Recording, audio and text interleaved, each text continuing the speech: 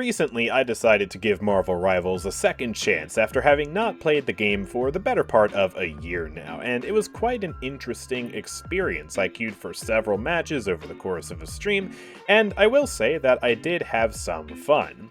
But it did make me also wonder what would have happened had I decided to switch to Marvel Rivals at the time of crisis for my channel back during February of last year. Here's a little bit of a history lesson just for some context to get you caught up. On February 6th, the previous game that I decided to play on my channel, Paladins, died. The developers were all laid off and the game was put into maintenance mode, effectively making it not viable anymore for future content creation as views would slowly dwindle and, well, eventually I would just get burnt out. So I was forced to move on from that game, and just a few months ago, Marvel Rivals had come out. Now, I actually made a video mere weeks before this disaster explaining why I didn't actually like Marvel Rivals. It was meant to be a constructive critique of the game, and also just explain why I wouldn't be playing much of the game going forward.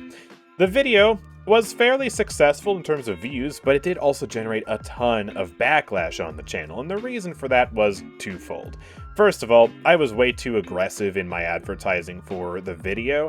I made a thumbnail that was far too salacious and clickbaity, and people commented on the video after reading the thumbnail without giving what I had to say a listen. They just didn't watch the video, only commented on the thumbnail, left a dislike, and then vanished. So I ended up apologizing for that and changing the thumbnail. It was a bad move, but the video itself, I still absolutely agree with basically everything that I said in the video regarding Marvel Rivals at the time. But when Paladins died, I ended up entering a transition period and deciding to move my channel towards Deadlock and not towards Marvel Rivals. And it's been an interesting ride ever since, with some ups and some downs. And Deadlock content creation, well, it certainly has been fun for me, even if it hasn't been the most successful content that there is. However, what if I didn't pivot to Deadlock? What if I pivoted to Marvel Rivals instead? Would my channel be as successful as it is now? Would it be more successful or less successful? And would my mental state also be better or worse than it is now? Well, after playing Marvel Rivals the other day and experiencing the game a year into its development since the last time I played, I can tell you that no, I probably wouldn't have as good of a mental state right now, nor would my channel be as successful. But I do want to explain why. So in my video discussing why I don't like Marvel Rivals, I made several substantive criticisms about the game. And if you want to watch that video, go ahead. Most of the points are actually still relevant, and I don't want to repeat myself too much in this video. But many of the things that I criticized the game for at the time still have not even remotely been addressed. One of the big reasons why I didn't enjoy the game at the time was because of the prevalence of both healing and burst damage, which both serve as a check for each other. Healing is extraordinarily strong, and so to keep it balanced, there has to be high burst damage so that things can actually die.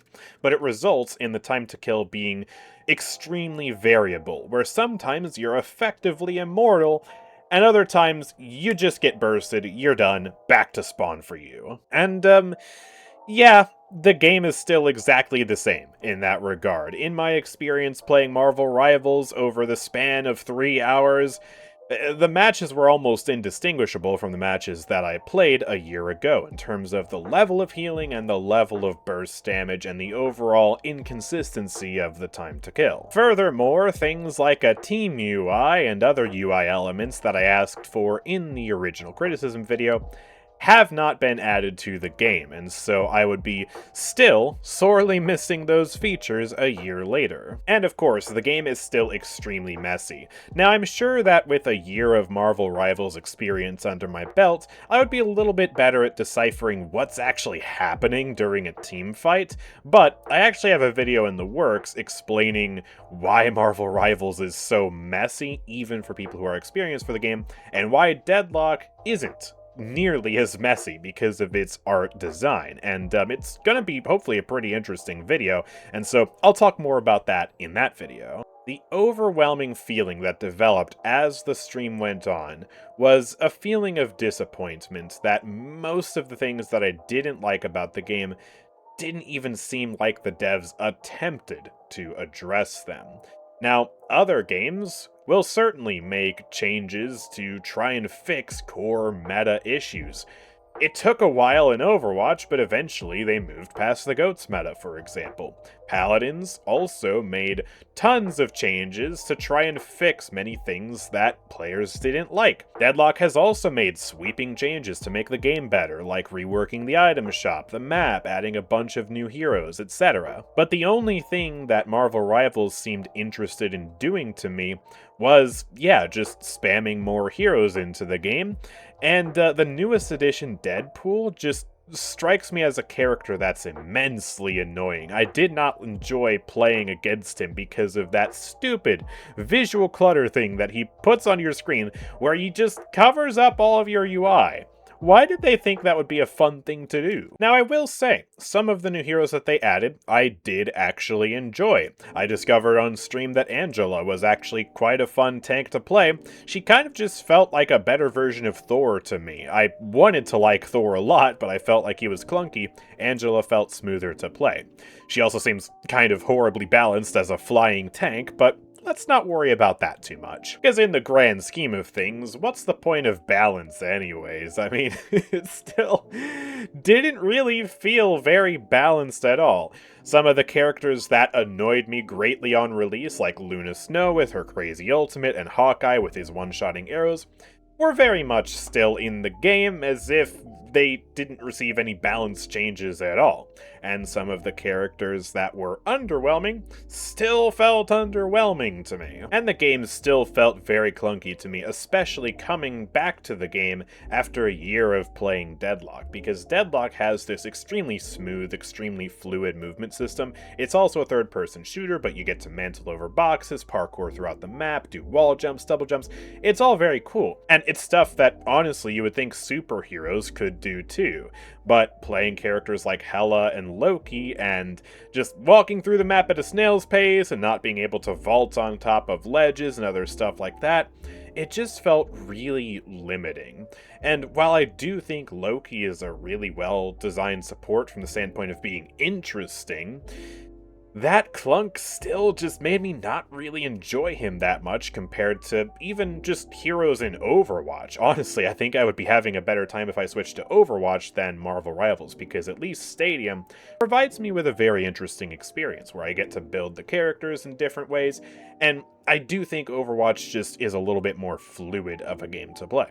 But moving away now from how things haven't changed since the last time I criticized the game, I think one of the biggest things that would have been just a detriment to overall content creation for me is the fact that Marvel Rivals is a much more simplistic game than something like Deadlock, or Overwatch's new Stadium mode, or Paladins. It doesn't have this insane level of customization where you get to have a lot of player expression, and in that sense, it lacks some replayability. Certainly, there's a lot of replayability there, because every match is going to be slightly different, you're playing against different players, that's just how competitive PvP games work. But that extra layer of depth allows me to come up with some very interesting video ideas that just aren't possible in a game without these systems. And so I think if I switched to Marvel Rivals for content creation, I would find myself reaching a point where I would be scratching my head wondering what sort of content I could make. Even though right now with Deadlock I've been trying things out other than strict gameplay videos, there are still a ton of things that I could do for gameplay videos with silly builds and meta builds as well, showcasing things, making guides for the best ways to build characters and item suggestions and stuff like that. All of that is a content goldmine, and none of that is in Marvel Rivals. So like, yeah, sure, I guess maybe I could make some character guides for Marvel Rivals, but if I were to try and make actual gameplay videos, unless it was like, I don't know, insanely funny gameplay or insanely good gameplay, I don't know what the value of those gameplay videos would be at all. And so I think that, more than anything, would have me sort of just bang my head against a wall if I were to have gone into Marvel Rivals content creation and joining that bandwagon. And the other major thing that I pointed out at the time, that I still agree with now, is that, well, the Marvel Rivals content creation pool was insanely oversaturated at the time because it was the next big thing on the market that everybody wanted a piece of. And so making myself a unique content creator in that space would have been much more difficult. I'm certainly not one of the biggest Deadlock content creators. That title goes to creators like Deathy and Metro. But I have at least carved myself out a niche here in Deadlock, and I am expanding that niche, and I get recognized a ton in this game. But it's a lot easier to do that right now in Deadlock because the game is smaller. It will be gigantic one day, but right now it's in early access, so it's not going to be as huge, and so it's easier to get into that content creation pool and expand from there. And so between the problems of banging my head against a wall trying to figure out what content to even make, not necessarily enjoying the game as much because clearly the Marvel Rivals devs haven't been focused on fixing the issues that I laid forth, and also trying to establish myself in a super oversaturated market, I think I would actually have ended up with way fewer viewers than I did with Deadlock. During the height of the last major Deadlock update, my viewership was actually quite good. I had an extremely popular short, my videos were doing well. It has definitely simmered down since then, but a new major update is right around the corner, and I'm gonna be ready for that. Sure, I would definitely get some traction from covering the new heroes, but everyone's gonna be covering the new heroes for Marvel Rivals as they come out, and again, it's just so oversaturated. The last thing, though, that really was the final nail in the coffin for Marvel Rivals for me was after making that video, and then also after switching to Deadlock, the amount of hate I got from that community was off the charts. For at least, 2 or 3 months after switching to Deadlock, I was getting inundated with comments being like, oh, switch to Marvel Rivals, little bro. Marvel Rivals is free. Go play Marvel Rivals. No one wants to watch this crap. And it's just like, Marvel Rivals fans really did, at the time, think that their game was the only game out there. Any other game was irrelevant. There's no reason why anyone would want to play anything else, when the truth is, Marvel Rivals, despite being popular, doesn't appeal to everybody, and that's okay. It doesn't have to. No game should appeal to everybody. But despite that, I was still just getting so many rude and mean and just honestly dismissive comments too, that just really put a sour taste in my mouth about the whole Marvel Rivals community. And seeing some of the toxic clips just randomly appearing on my feed doesn't help with that perception either. Meanwhile, the Deadlock community has been nothing but supportive, and I actually had my first collaboration with another content creator not that long ago. And so it's just been a really fun time interacting with the Deadlock community, and I haven't seen any bit of the kind of vitriol that the Marvel Rivals fans gave me. Now, I don't know if the player base is still as toxic as they were at the time.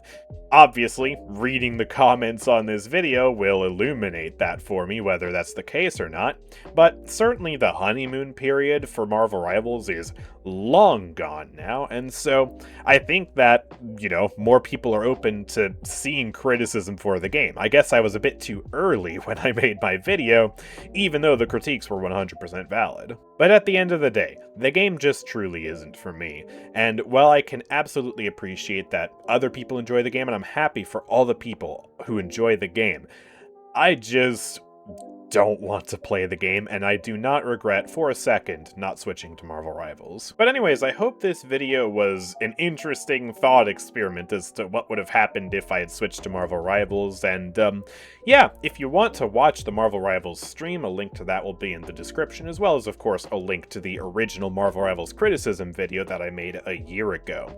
Make sure to like this video if you enjoyed, subscribe if you're new around here, and I will see you guys next time. Peace out.